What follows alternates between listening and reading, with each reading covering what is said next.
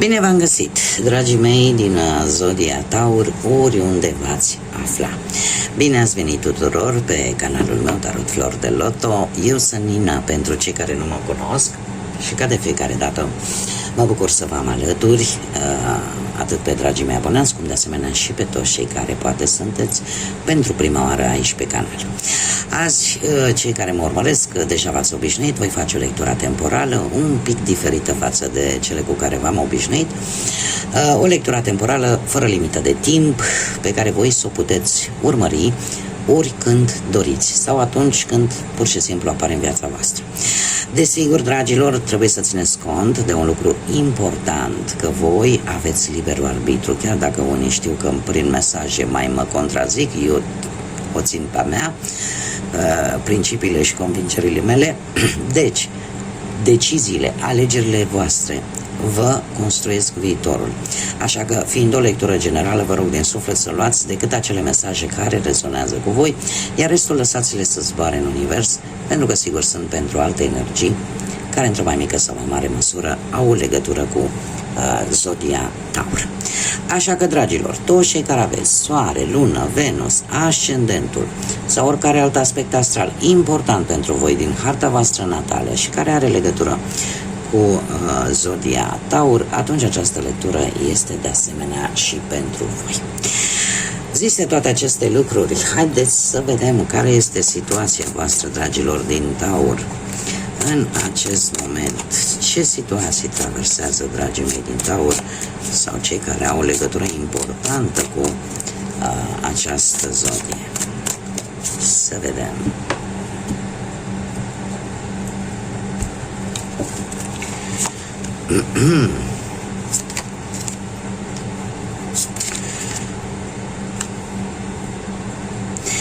Dragii mei, voi, nu știu, cred că ați avut pe cineva sau poate că ați traversat sau traversați încă o situație în care cineva joacă foarte bine teatru. Joacă foarte bine teatru, crede că va reuși să iasă planul pe care și l-a pus, dar se pare că voi ați observat lucrul acesta. V-ați dat seama, aveți siguranța că totul nu este decât de fațadă, totul nu este decât așa de ochii lumii și e posibil ca unii dintre voi chiar să găsiți și dovezi de manipulare, de minciună, de control. Faptul că oricineva, și asta puteți să adaptați pe oricare parte a vieții, fie ea profesională, financiară sau sentimentală. De ce? Pentru că se pare că totuși, eu zic că v-ați dat seama că ceva nu este în regulă. V-ați dat seama de o anumită manipulare. Haideți să vedem ce ne zice tarotul. Să vedem ce ne zice tarotul, ce vine pentru dragii mei din Taur sau cu legături puternice cu această zodie în următoarea perioadă de când voi urmăriți această lectură. Să vedem.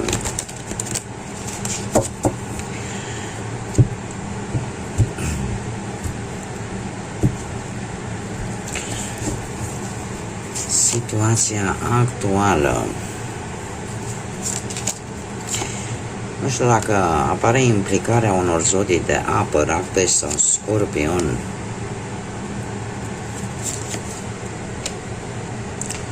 Haideți să facem un pic de loc. Știu că nu o să se vadă foarte bine cărțile de sus, o să le iau în mână ca să le puteți vedea.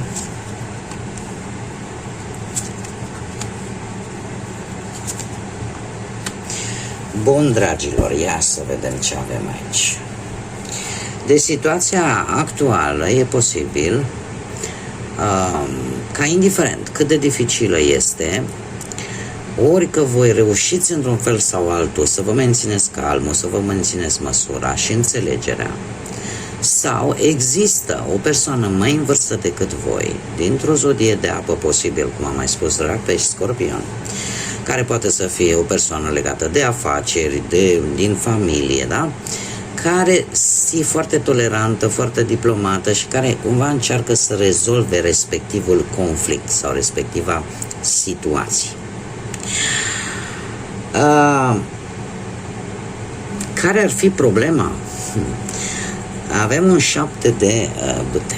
Problema probabil că este legată de faptul că voi vă simțiți oarecum într-un fel amenințați. Poate de cineva care vrea ceea ce aveți voi. Sau vă simțiți într-un fel un pic îngândurați că e posibil ca un anumit plan, un anumit proiect să nu vă iasă. Acum, din ce cauză? Pentru că există niște energii sau niște factori care vă cam împiedică. Doar că ce nu știți voi poate că voi aveți o poziție dominantă și că puteți ieși victorioși. Unii dintre voi, în încercarea de a mulțumi pe alții, nu-și dau seama de fapt câtă putere au. Și că ideea asta de a mulțumi pe toată lumea, de multe ori, de foarte multe ori s-a dovedit a fi un eșec. Pentru că e aproape imposibil să mulțumești pe toată lumea. Și probabil că aici există o problemă. Există o problemă pentru că nu, în ideea de a mulțumi pe toată lumea și faptul că nu se reușește pentru că, așa cum am mai spus, e o misiune imposibilă, face ca această situație să devină un pic problematică. De asemenea, eu aș mai spune că unii dintre voi, nu știu, poate vor să vă deschideți o afacere și vi se tot pun bețe în roate. Puteți reuși. Acești 7 de bâte mi-e spune că puteți reuși. Da? Nu încercați să vă impuneți și mai ales dacă există persoane care cer când una, când alta, da, încercați să vă limitați și să îi puneți pe categorii. Da? Ce se vede? Și aici trebuie să iau cartea pentru că nu se vede la voi. Avem un 7 de spade. Păi ce se vede?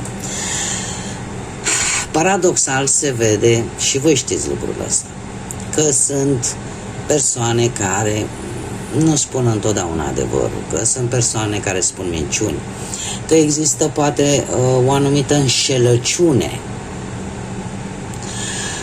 Și cu toate astea, încercați să fugiți de toate aceste confruntări. Ce mai știți și ce se vede? Faptul că nu mai puteți avea încredere în anumite persoane.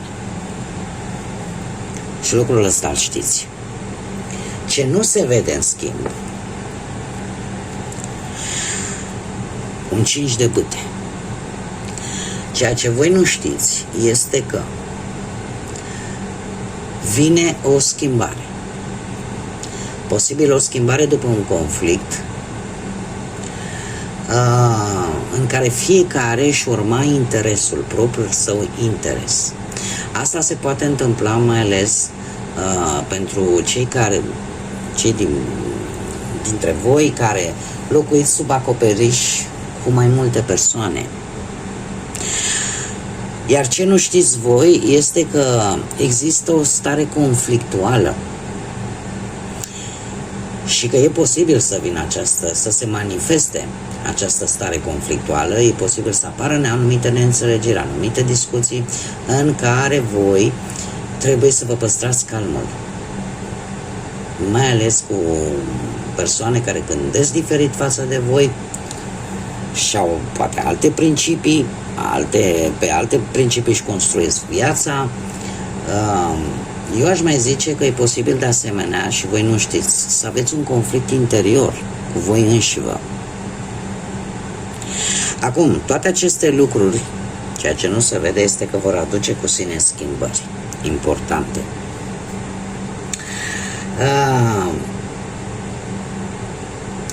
Cam ce ar trebui voi să înfruntați? Un 10 de monede.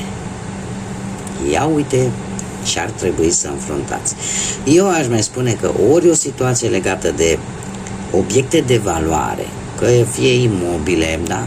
Case, proprietăți, sau în general obiecte de valoare, sau ceva legat de o moștenire posibil, sau ceva legat de familie, da? De familia voastră. Acest 10 de monede îmi vorbește despre pentru a vă recăpăta probabil stabilitatea într-o anumită situație, indiferent că e vorba de moștenire sau, cum am mai spus, de proprietăți și așa mai departe. Ce va trebui să înfruntați? Va trebui să înfruntați poate anumite, cum să zic eu, păreri ale familiei sau o anumită luptă pentru a câștiga ceva de valoare. Iar asta în următoarea perioadă, pentru că am aici 3 cărți care îmi prezintă cum vor fi lucrurile, e posibil să ajungă în justiție pentru unii dintre voi. Pentru că avem justiția ca și zodii, am spus zodiile de apă și aici avem zodia balanță.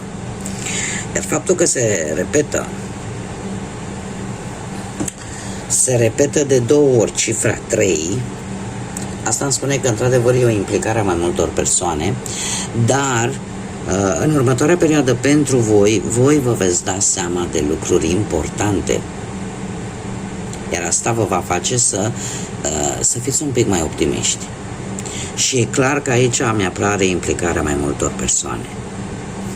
Deci este foarte, foarte clar. În justiție, cineva e posibil să rămână nemulțumit cu justiția aici. O decizie, eu aș spune, se caută dreptate, se caută un echilibru. E adevărat că lucrurile nu vor fi foarte rapid rezolvate, vor necesita să treacă un anumit timp, dar aici cineva va ieși șifonat, cineva cumva nu se va lovi de anumite consecințe.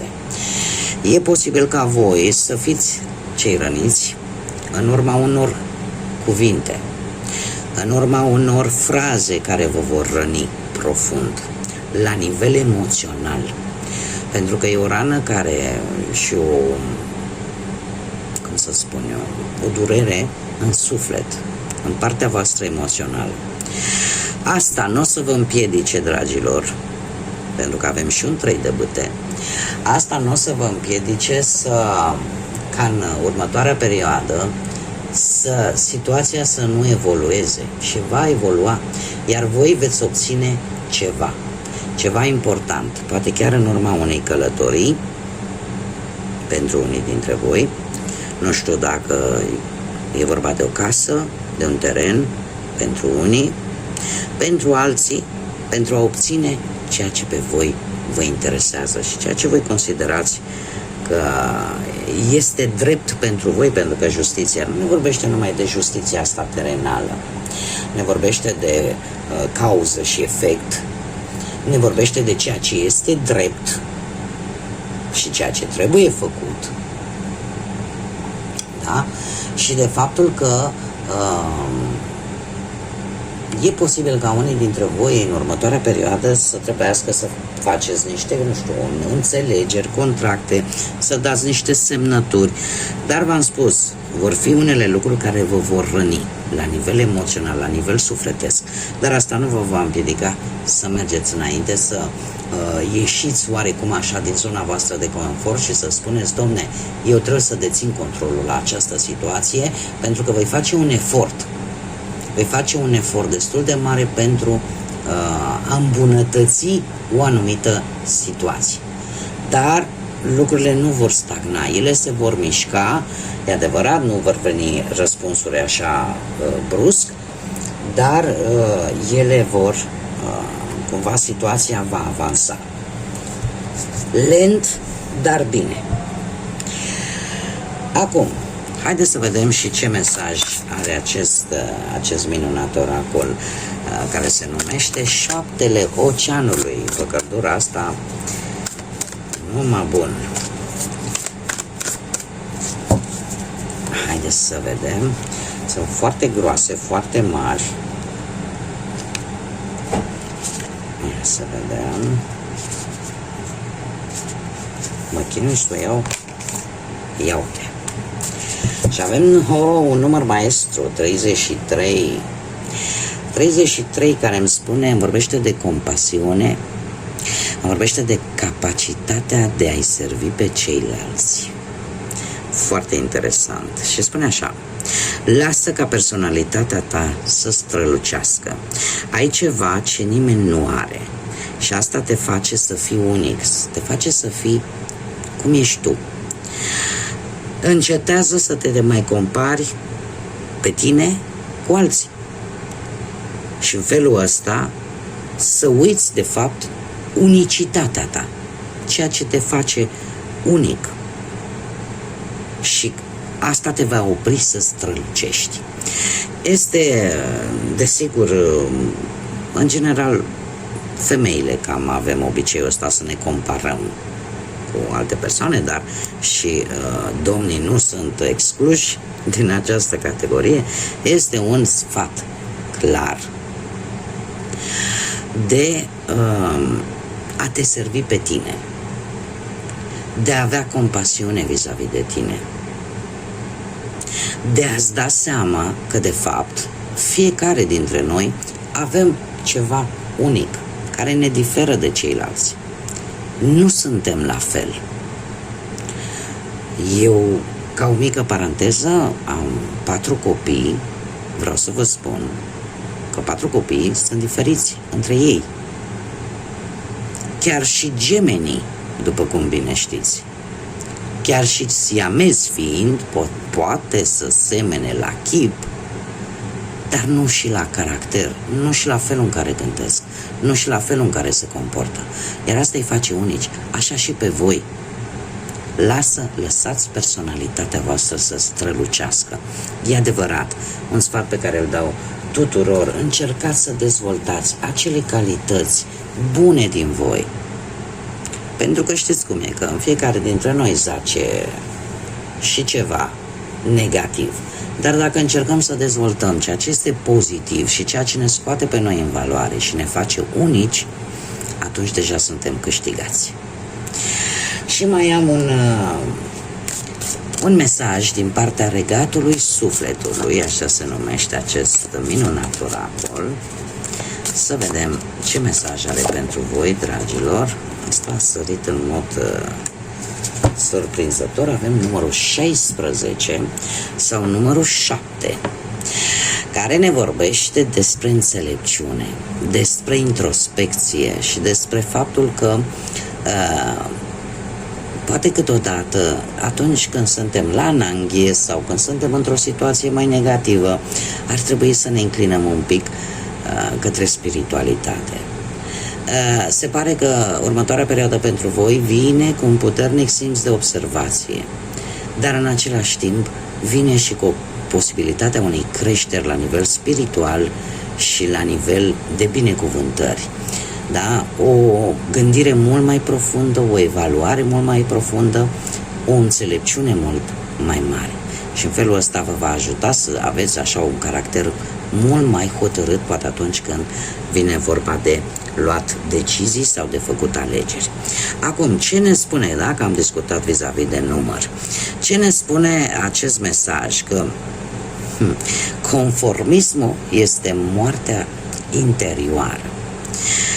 Trăiește de forma autentică și fii curajos. Acum, pentru cei care rezultă un pic dificil să înțeleagă această mică frază, a te conforma cu o anumită situație sau a te conforma cu o anumită persoană, cu felul său de a gândi, de fapt, asta te face ca tu să mori pe interior, ca tu să nu te poți dezvolta.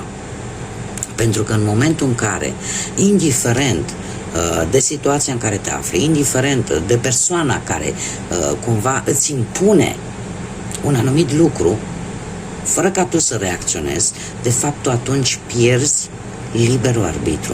Tu atunci pierzi propria ta voință, pentru că te conformezi poate cu situații în care chiar n-ar trebui să te conformezi, cu care poate chiar nu ar trebui să fii de acord. Și tocmai acest mesaj vine și spune că ar trebui să trăiești sub o formă autentică. Autentică ce înseamnă? Să trăiești așa cum îți dorești tu. Sau în, cum să spun eu, că mulți o să vină, am și mesaje de genul ăsta și o să-mi spună, domne, eu vreau să trăiesc bine, eu vreau să trăiesc cu bani. Da, o putem face în limita posibilităților, dar o facem în felul nostru. Aici este vorba de autenticitate, când o facem în maniera noastră și nu în maniera altora. Iar pentru asta ce trebuie? Curaj. Da? Curaj. Bun, dragilor, cam atât am avut pentru voi de data aceasta. Eu vă mulțumesc pentru prezență, mulțumesc din suflet tuturor celor care, ca de fiecare dată, sunteți aici prezenți, cu like-uri, cu mesaje, cu distribuiri. Mii de mulțumiri tuturor și, desigur, bun venit celor care sunteți noi abonați ai acestui canal. Este gratuit, nu vă costă absolut nimic. Eu deocamdată nu fac pe bani, așa că sunteți bineveniți alături de noi, toți cei care am format această comunitate frumoasă a florilor de lotus. Până data viitoare, când ne vom reîntâlni la o nouă lectură, eu vă doresc tot binele din lume. Fiți curajoși, fiți voi în primul și în primul rând și fie ca sufletele, gândurile voastre să fie luminate și să luați cele mai bune decizii. Așa că, până la o nouă lectură, ca de obicei, multă energie pozitivă și să fiți iubiți, dragilor!